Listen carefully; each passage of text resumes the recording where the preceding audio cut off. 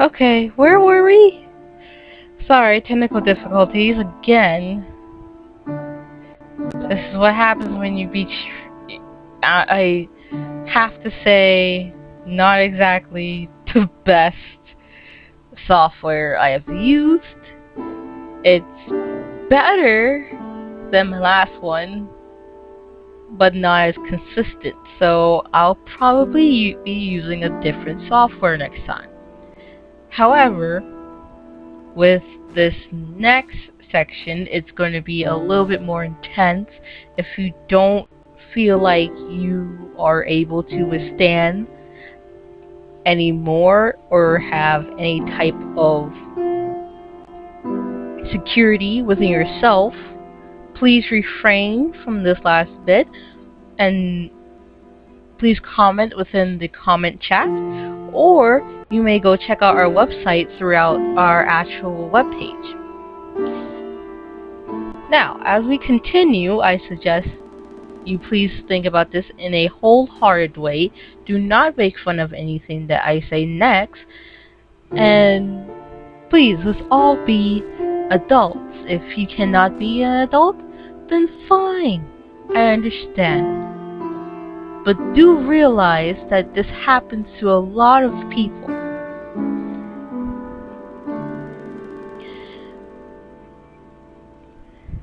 Okay, so where were we? So, where we left off before the actual stream decided to die a little bit, we were talking about our brother, which his name is Malcolm. He's only 2 years older than us, yet he seems like he's having everything made for him, and even is married. So now we're having this sense of pride, well, not sense of pride, but a sense of shame creep all over us into our emotions. And we have 4 options, though of course the first 2 being the best 2 you could have actually done is blocked off.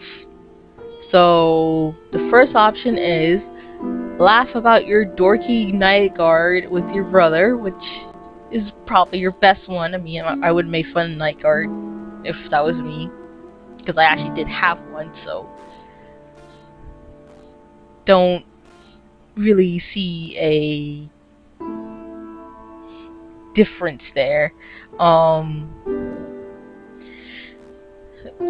2, tell him about the night guard and why you need it. Now that would be your second best option, because then you'll be confessing. Well, not really confessing, but venting. See, we're not going to confess, we're going to vent out everything, okay? If you got depression, vent it. Don't let it sit in. Now, 2 options that we can choose is option 3, which is lie, and tell him that it was a routine cleaning, or tell him about your tooth grinding problem, but not the stress causing it. And most people would probably lie about it, so we're gonna go with number 4. Now, so far, I am deeply depressed. Even the activities I used to enjoy hold little or no interest for me, and I exist in a near constant state of kind of like weariness. I'm constantly worried and feeling down and just not wanting to do anything I usually do for myself. I'm still not seeing a therapist. I'm still not taking any medication for my depression.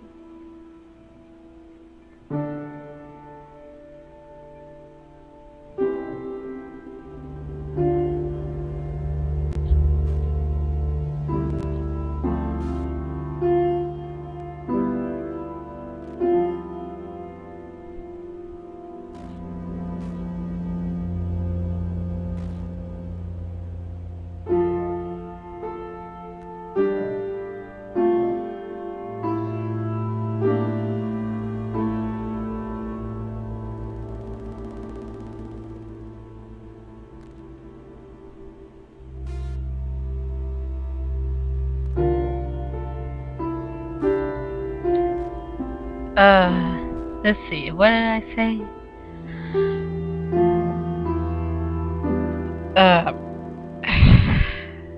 Ah man, this is getting really, ah. Okay,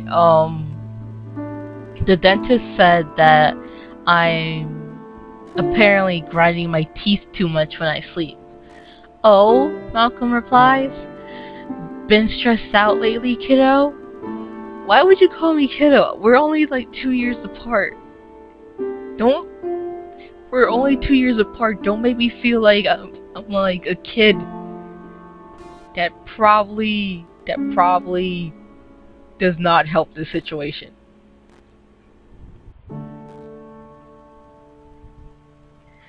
Okay, so from him calling me that, I'm deciding that you don't really want to go into it. You tell him that you don't think that that's the case, and it's probably just a random thing. He doesn't pry further, and instead begins reminiscing with you about the time that you chipped your baby tooth because he accidentally knocked you over once. You go out for dinner and catch up on things, but you feel somewhat distracted about the gnawing anxiety in the back of your mind. Though you enjoy your brother's company, you still feel like you want nothing more than to go home and hide from the world tonight. It becomes hard for you to try stuff all of your horrible feelings down and go emotionlessly when someone like the dentist can see a fraction of what goes on inside your head. It leaves you feeling embarrassed and weak, and you hate yourself for feeling that way. You wonder if you're really fooling anyone into thinking that you're a normal person, and then you wonder if your brother knows and is hanging with you out of pity tonight. After he drops you back at your apartment, you throw out the night guard even looking at the thing.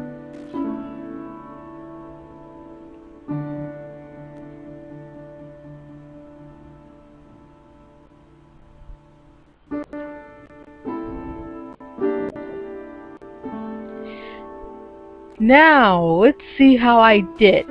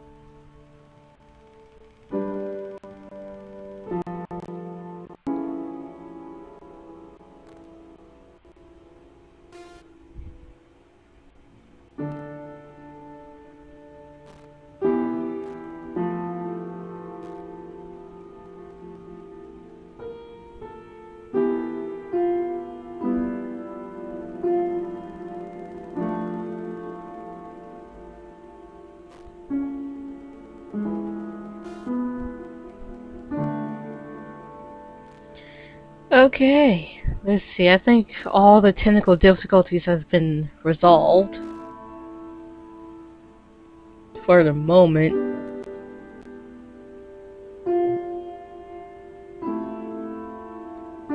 Yep, I think I hit all the bases.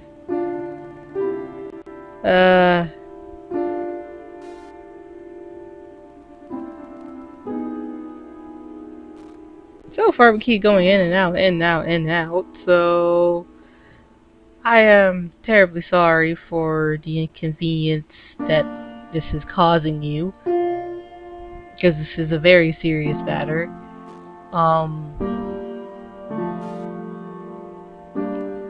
Okay, so we have hit Wednesday, and it is early on Wednesday morning. Lately, you've developed a nasty habit of waking up 10 to 20 minutes before your alarm rings, and unfortunately today is no exception. You lay in bed, each minute ticking closer and closer to wake up time.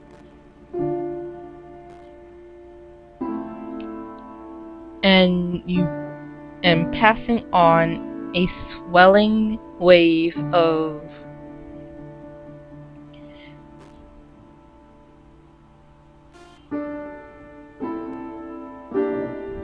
ever encroaching dread. Sooner than you would like, your alarm blazes. Okay, so this person used way too many adjectives to explain this. So I'm just going to give you the short version. Basically, you're waking up in bed about 10 or 20 minutes early before your alarm actually rings. You're just lying in bed watching your alarm clock ring rather than wake up, just go on your merry way, but instead of doing that, you're just pressing profoundly onto the snooze button, and then you just retreat back into bed. So, instead of actually getting up, you have no desire to. Actually, you have a high difficulty in actually just getting up to go.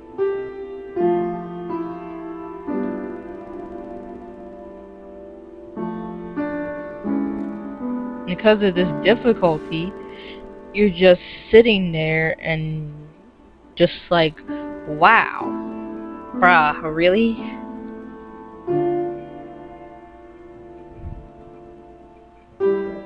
Now, instead of actually getting up to go to work,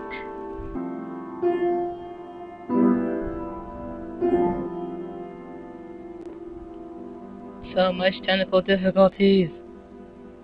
So much technical difficulties. I need more people to help me with this. I need so much help right now.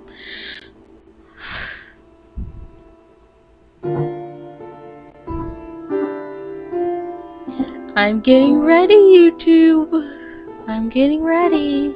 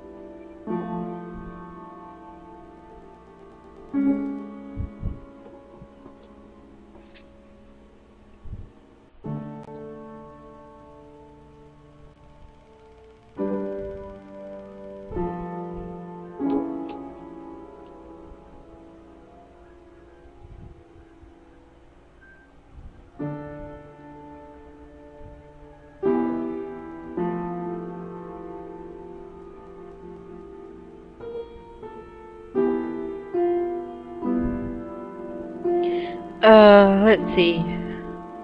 Okay, where were we? Before we had technical difficulties again. I swear we're getting more and more technical difficulties as we keep going on. I think my computer is like, this is way too depressing. I just can't handle it. Okay. We're hitting the end of the game. In spite of the fact that you know that it's your job and that you should go, you keep fighting yourself every step of the way. Every time you resolve to climb out of bed and just go, your body seems to get heavier and your head gets foggier and you find yourself unable to actually make yourself move.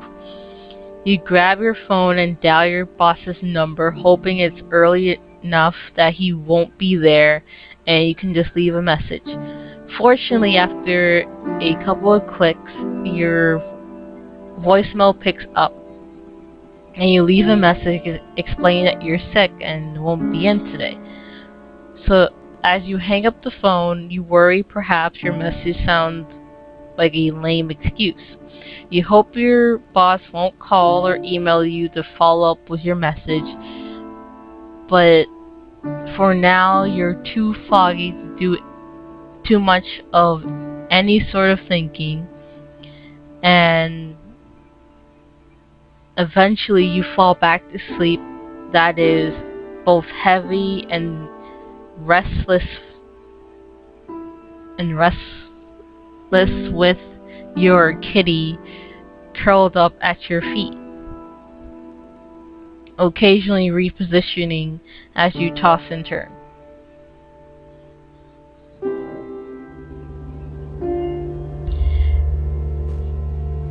When you wake up the next morning, sort of feeling well rested, you actually feel more stressed. While it was definitely nice to take a break from work, you now face a new problem that you haven't considered before. To go to work today.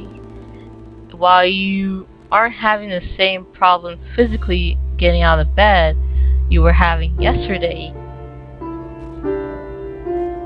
the prospect of having to face your boss after missing a day of work does not seem appealing in the slightest. You worry that your absence won't be seen as believable or legit, that your co-workers and boss will think that you were just trying to play hooky, or worse, you fear that someone will actually ask you what's wrong. Being caught in that instant and having to either make up a half-baked excuse or worse, that they'll see right through you and know quickly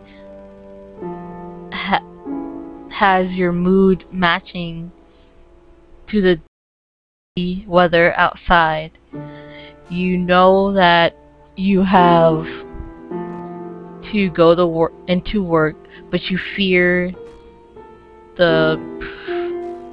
of being perceived as lazy or defective is making you regret yesterday's decision to take the day off, and ultimately you feel worse about it.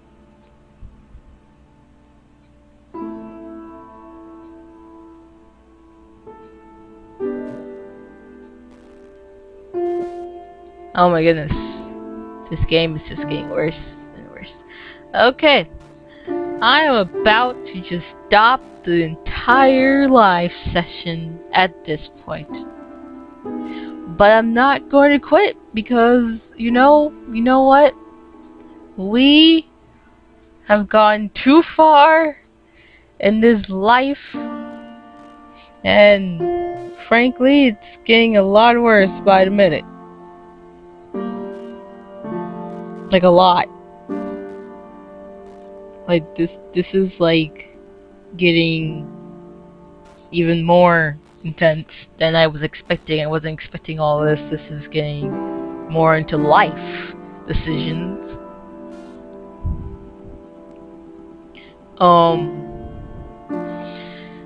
It's basically Sunday. It's like 2 o'clock in the morning. You can't fall asleep. You're tossing and turning. You can't really feel your own identity anymore. You don't want to go to your job. You can't shake off any of this dizziness or self-hate. You basically have to wake up in like about 8 hours to go to work. You know your performance is just horrible and slacking lately, and you just wonder what you should do. And the only option you have, or the only option that they give you, because you're depressed, you have the option of number 6, which is go to your computer. Sleep is clearly not happening no matter how long you lay here.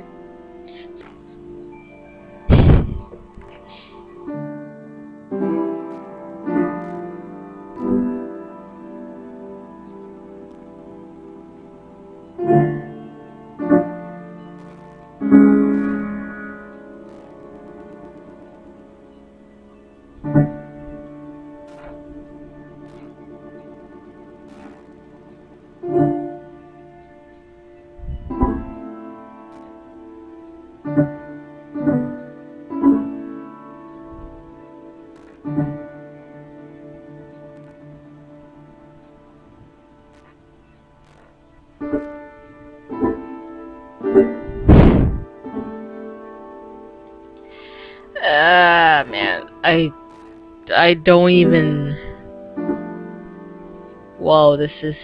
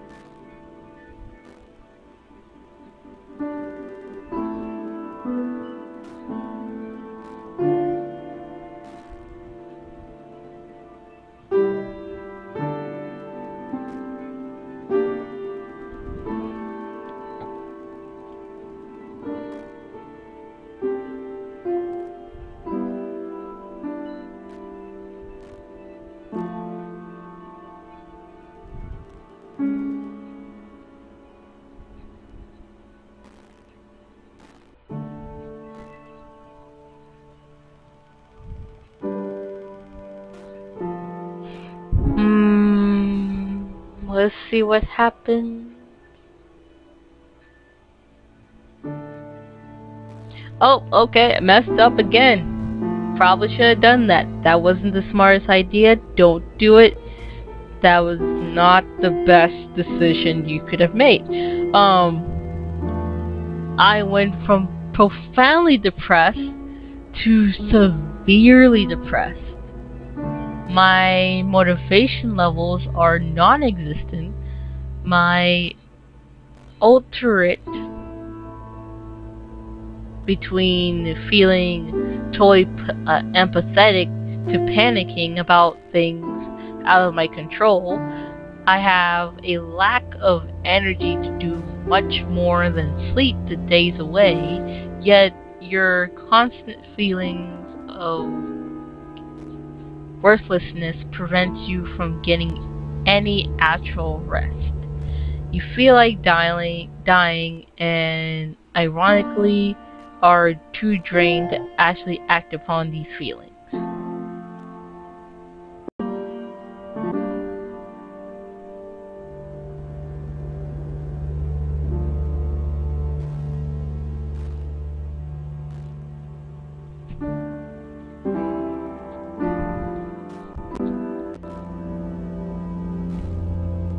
Okay, maybe I should let you guys choose the next, like, actual game, because this is pretty intense. And like I said, I'll be doing this almost every Saturday, so yeah, but this is getting pretty, yeah.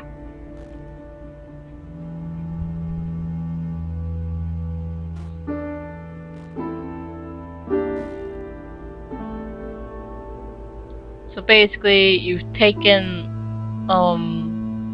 this Thursday just off of work. You're feeling super tired. You aren't really connecting with people anymore. Oh, the world feels like it's upon you. You're stressed. You can't focus. You can't even do a single activity without feeling this way. And you have this only option, which is instead of getting any type of help, you still decide you don't want to burden anyone with your problems and try to distract yourself. And of course you use Netflix to distract yourself. So you're basically doing this quick cycle of kind of depression and using video games or Netflix or any type of distracting element to distract yourselves from your actual depression. And then you text your girlfriend real quick to see if she's, you know, up and want to talk about it or whatever. Well, not talk about your depression, but just talk. Oh, jeez. Oh, what did I do? Oh, no, I'm good. Is good.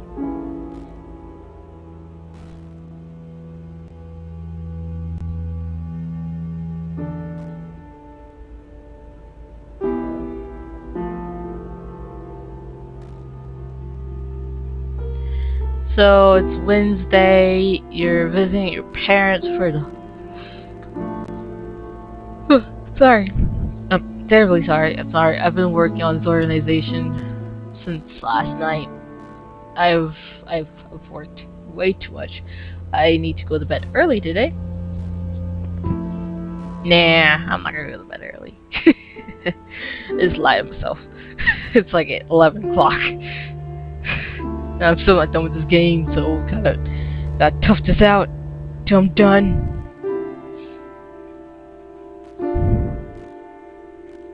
So you go visit your parents.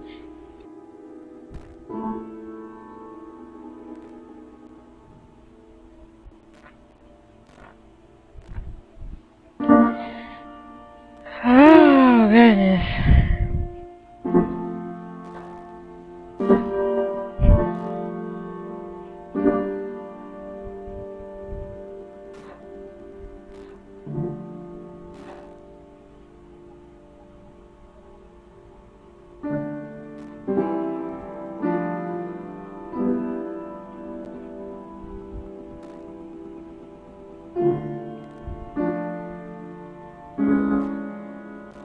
Okay, so like I was saying, your girlfriend comes in to play. Basically, she invites you inside after you go to her apartment.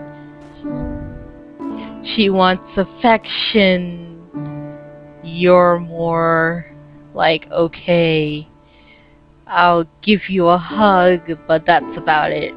Because your negative feelings are just so bounding you and making you feel horrible. You don't even realize how much it affects your actual relationship with her. So right now, you're making a decision of your negative feelings and loops, kinda, because it's the same loop of this hate, pity, shame, this all those feelings building up into depression.